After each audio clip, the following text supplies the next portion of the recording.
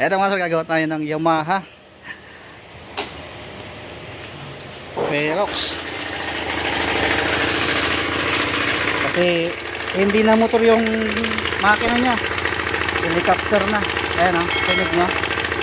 Kakapagawa lang ito mga sir. 2 months na ginawa yan dun sa kabila. Tapos after ng 3 days, ganito na. Tapos iniiwas-iwasan na raw ng shop na pinagawa nila dito sa motor na to. Ayun, gagawin sila sir dito. Kaya umpisa na natin to.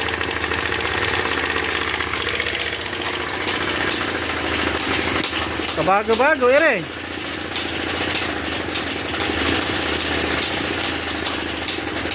Kilometer na yun. Okay, umpisa mo na. Kalas-kalas mo na para makita natin. Kaya pag-ihiwalay natin yung makina nito. Kasi malala na yung tunog nito. Helicopter.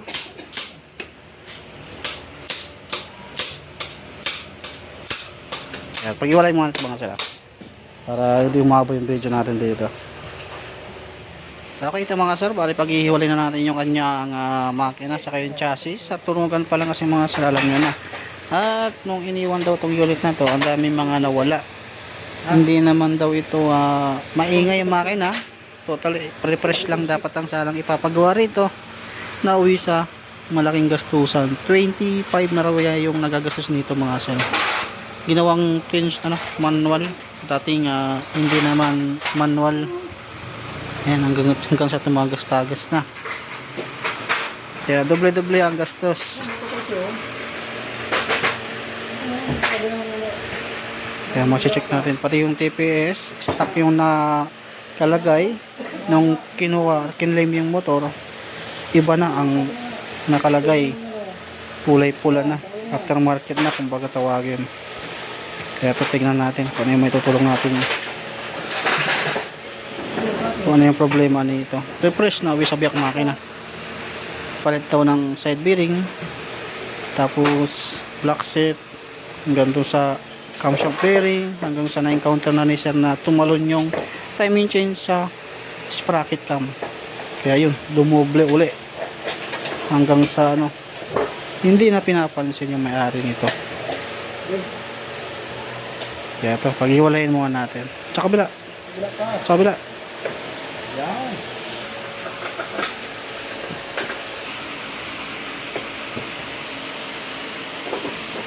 Diyan natin makikita mga sir.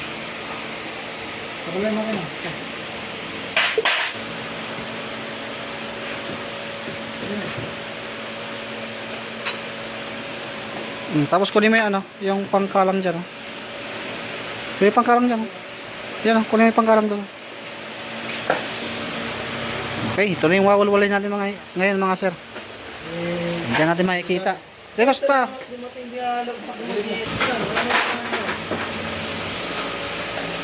Okay.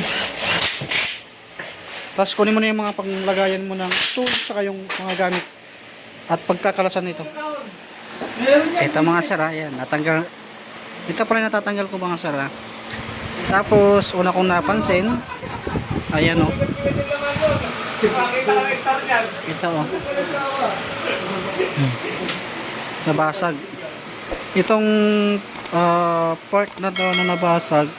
Yan po yung sa compression release, yung andito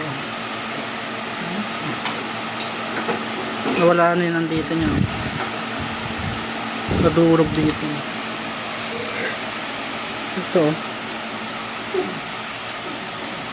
Yan, basag yung compression release.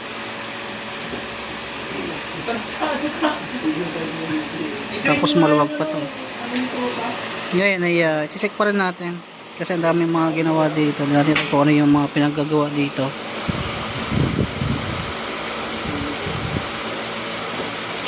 Yan, ito yung unang nakita, pero makikita pa rin pag nabuksan to. Ito, papalitan natin to, ibabalik natin sa standard. Tatanggalin ko muna to para makita natin.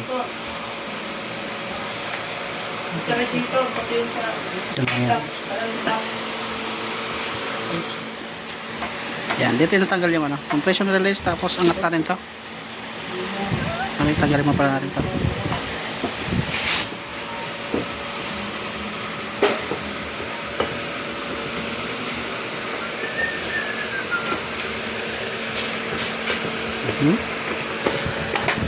Sunod natin yung block.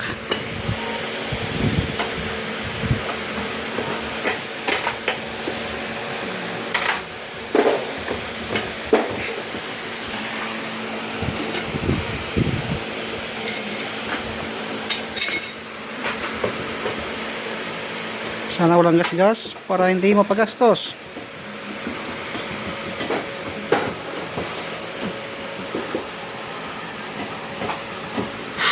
Kita na. Goods pa.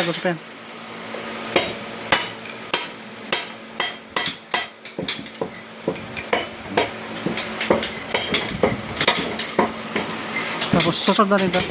Kasi binuksan din kasi ito mga sir. Nagpalit ng ano. Dahil binuksan lang din naman natin. Bubuksan na rin natin ito. Saka yun. Ito lang mga sir ha. Bali, tinamba natin. Dahil nag-stack up kasi yung kanyang swing arm. At tinanggal pa natin itong kanyang ano niya. Mga gear. Para matanggal lang natin dun sa pagkaka-stack up. Dahil ibababa naman. Pero naibalik na. Ito na lang yung tatanggal ngayon. At suggest naman nung may-ari ng motor na to ay magre-replace na lang tayo ng bagong sigunyal. Crankshaft assembly, magpapalit na tayo. Kaya ito, wawalwalin to tapos sililinisan. At bukas, kasi gabi na ngayon, papabili tayo ng pisa para matapos kaagad.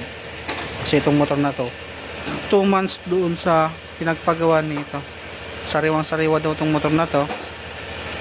Tapos ang daming mga missing parts nung kinlame na niya yung motor. Tapos ayun nga, 3 months daw niyang ginamit yung unit, pero pabalik-balik lang daw dun sa kanyang pinagpagawan. Yun nga, nakikita natin na nabali yung ano, compression release doon sa may cam gear. Kaya magpapabili pa tayo. Araw kasi ng linggo ngayon, kaya hindi tayo makakahanap ng pisa.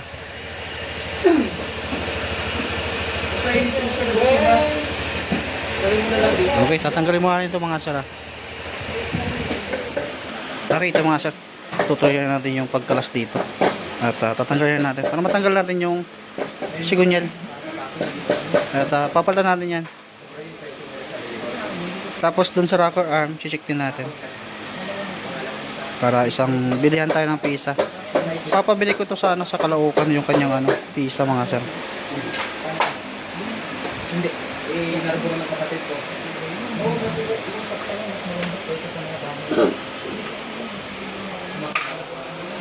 Maganit to, maganit.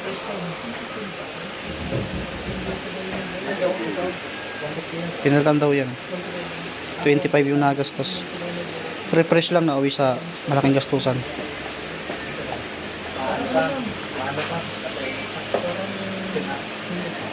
Yan, bali masikip. Ano nga lang?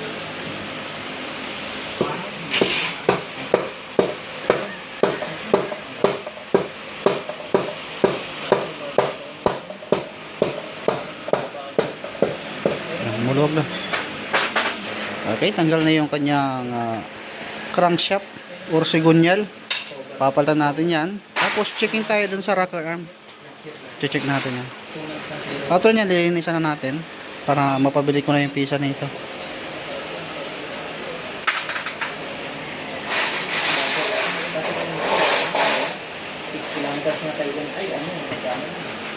Kasi gusto na rin ng may-ari na palitan to. Gawa kasi na ni-repair na rin daw itong kanyang sigunyal. So, check lang natin yung head kung may problema pa doon.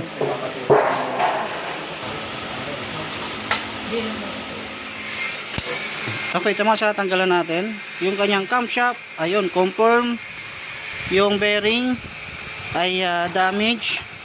Ayan, napansin natin dito. Oh, pansin natin. Ayan, tapos ayan, lungaw na. Okay, pati yan, papalitan natin. Yung bearing niya, kapay mo sa ilalim kung mayroon. Okay. Yung goods naman yung rocker arm, ay yung ano. Tapos, check natin rocker arm. Okay, sa pag-check, itong roller. Okay, goods naman, goods. Ito naman yung isusunod natin check. Yung intake saka yung BBE rocker arm naman. Ang isusunod natin i-check.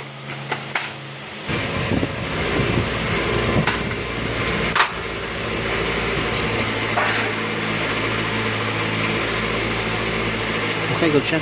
Yung play na side by side. Okay lang yan. Huwag lang yung up and down. Okay, goods. Yan.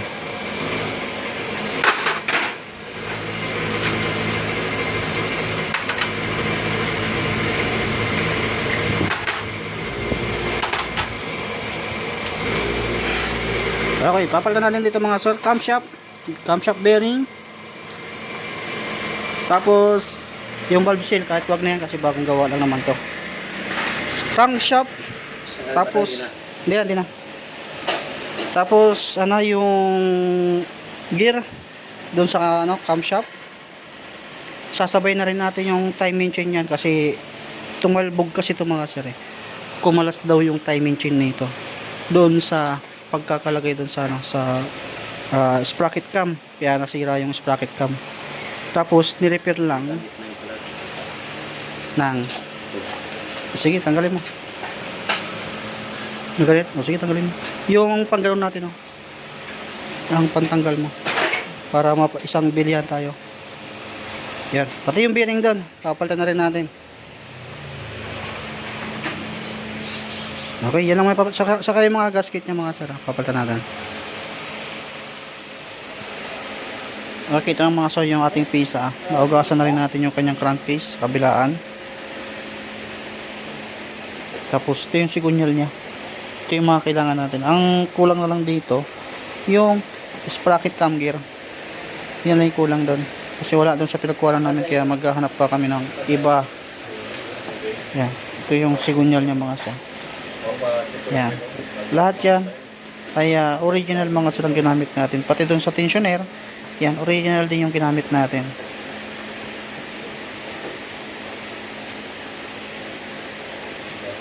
Para magamit na siya at makabiyahe na siya ng maayos.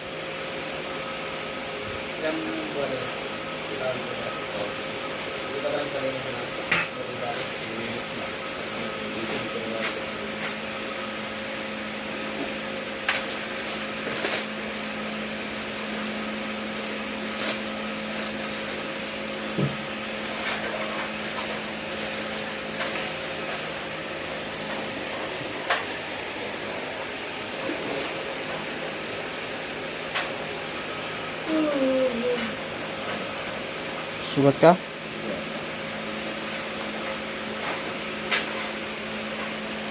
Yan, assembly na yan. Dito lang ni Honda na laging hiwalay pa yung bearing ito. Isang assembly na talaga.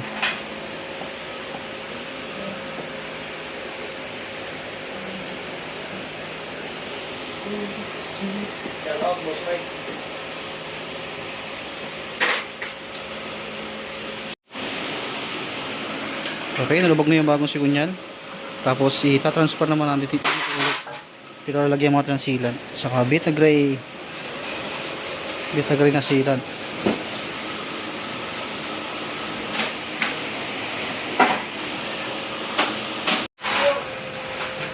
Okay, tama sa naisalpakan na natin yung yung isang crankcase. Nalagyan natin ng sealant yan. At itutuloy lang natin yung kanyang crankcase bolt, dowel pin. Huwag nyo rin kalimutan. Yan, meron pong dowel pin yan. Dahil delikado pag walang dowel pin, maaring liliis siya ng konti. Siyempre, maaring mabasagan kayo ng crankcase. Yun ang papel ng dowel pin.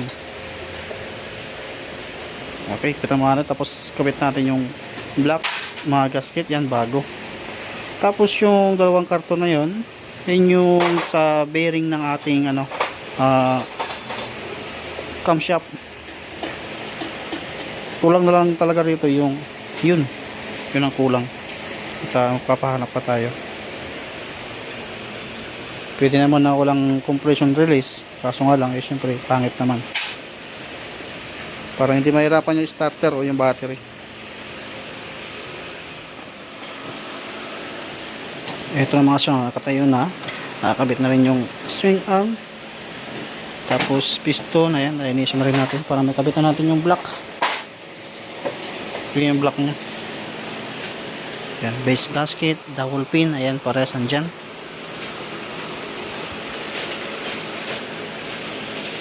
Sige, kapit muna natin yan. Okay, yan, nilalabog na natin yung kanyang piston to block. Yung nasa ibabaw na manual ay papalitan natin yan. Mayroon naman na tayong available na pisa niyan. Yun na yun, oh. Tsaka dalawang bearing naman.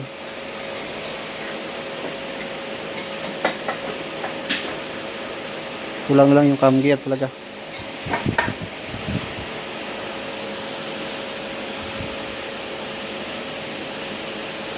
Okay, sunod pa natin yung kanyang cylinder head. Ito kabila ito, di ba? Okay, salpakan natin yung head. Tapos lalagay niya na yung ano, mga rocker arm. Nauna yung head kaysa rocker arm. Yan, pero okay lang din mga sir. Para mangkaso yan. Tapos yung dalawang dyan, bearing. Maya, pakita ko sa inyo. Original yung ginamit din natin mga bearing, ha. Tanggalin mo na lang. Yan. Masyado ka excited eh.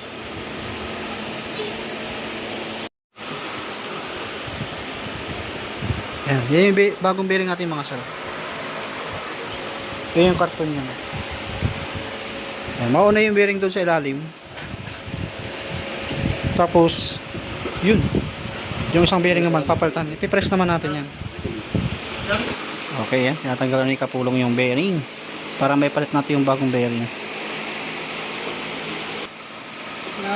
Okay, yan na yung bearing natin mga sala. Yan. Ganyan lang yung discarding. Balik nyo lang yung ano. Tapos gumamit kayo ng ano, katala. Yan. Kunting pukpok lang naman yan. Matatanggalin yung kagad dyan. Hindi naman mahirap tanggalin yan. Kahit na hindi nyo na i-press yan. Yan yung bearing. Tapos yun yung papalit nya.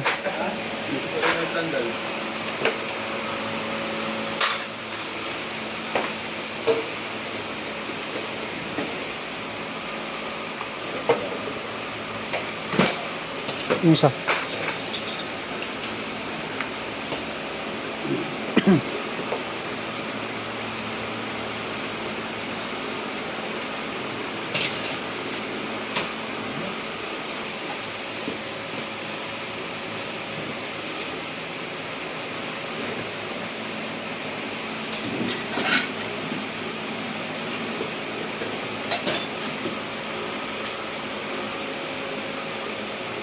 Tapos pukuin mo lang ng ganyan. Yan.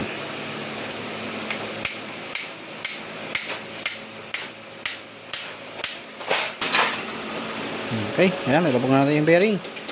Pwede natin salpak sa head. Tapos kabitan natin yung rocker arm para may kabitan natin yung ano, camshaft. Yung isang karton tensioner yan, yung stock pa rin na tensioner. Okay, so mga sir, buo na yung makina. At ito na yung pisa na kailangan natin na ginawa pa natin sa Caloocan. Ayan, pinadala ko din yung sample. Pinabili ko lang to. Presyo niyan mga sir, 950 yung presyo niyan. Ayan, ikakabit na ni Kapulong para mabuo na rin ito. Ayan, ang nabasag ito yung nabasag. Ito, basag to, saka ito. Yan ang pumitaw. Kaya kung mapapansin nyo dito sa may stock nya. Saan yan? Yan. Ito yung mga pinagpalitan natin. Ay, sila din yan? Ito. Parehas ba? Tingnan mo, parehas.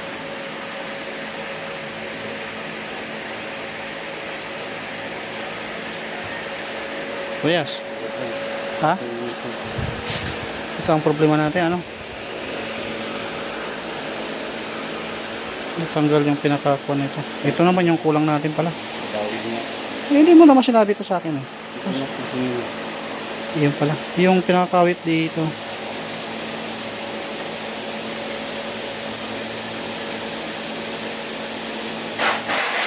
Yun nandito. Maliit. Wala na tanggal.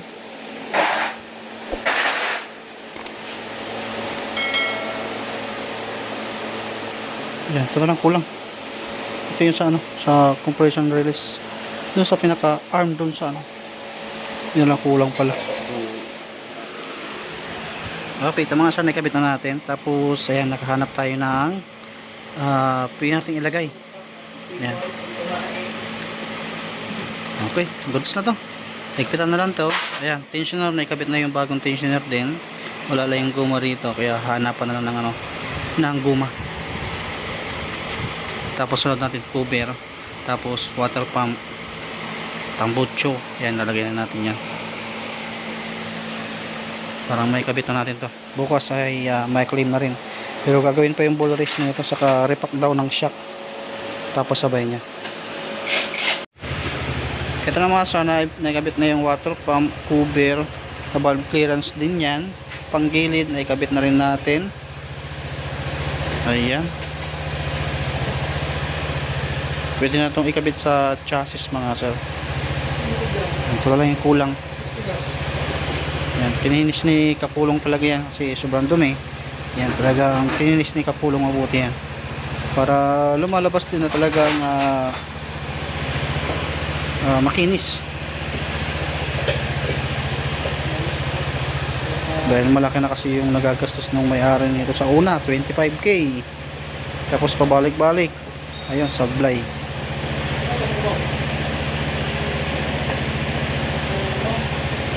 Okay. Kabit na natin sa ano, chassis niya mga sir. Okay, ito na mga sir. Napaghiwalay na natin yung pagsama na pala. Napagsama natin yung chassis sa yung makina. At ikakabit lang muna natin yung mga throttle body, stator, lahat ng sensor kakabit muna natin. Tapos magpa-final tayo, papantay natin. Siyempre. Salamat Ito mga sala. Bali, naikabit na natin lahat ng mga sensor, throttle body, magneto, at nilalagyan na natin ng coolant. Mayroon na rin lang yan. Ginamit natin yung greasing oil. Okay, final tayo. Ayan, paantay na natin kung may pinagkaiba ba o nagbago. Ayan, tahimik na tahimik. Yung narinig yung tok-tok-tok, kumaganon, slider piece. Narinig yung tunog, oh.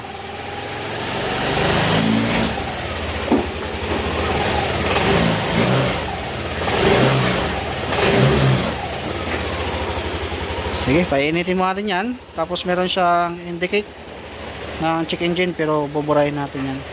Pa-finalize muna natin. Kasi yung TPS aftermarket, original yan, ginawang aftermarket. Hindi pa stable yung minor niya.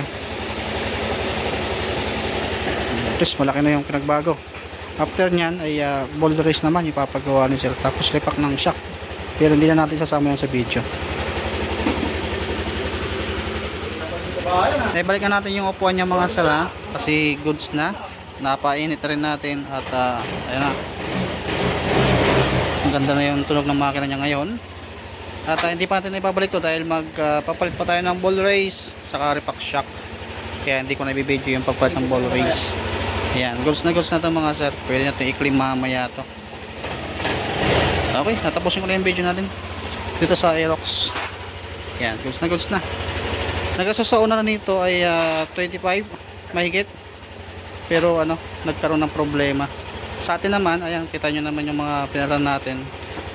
Lahat kasi, yung iba kasi pinadeliver ko yung pesa. Siyempre may bayad yun sa pag-delivery. Naabot siya ng 14. Kasama yung labor, lahat.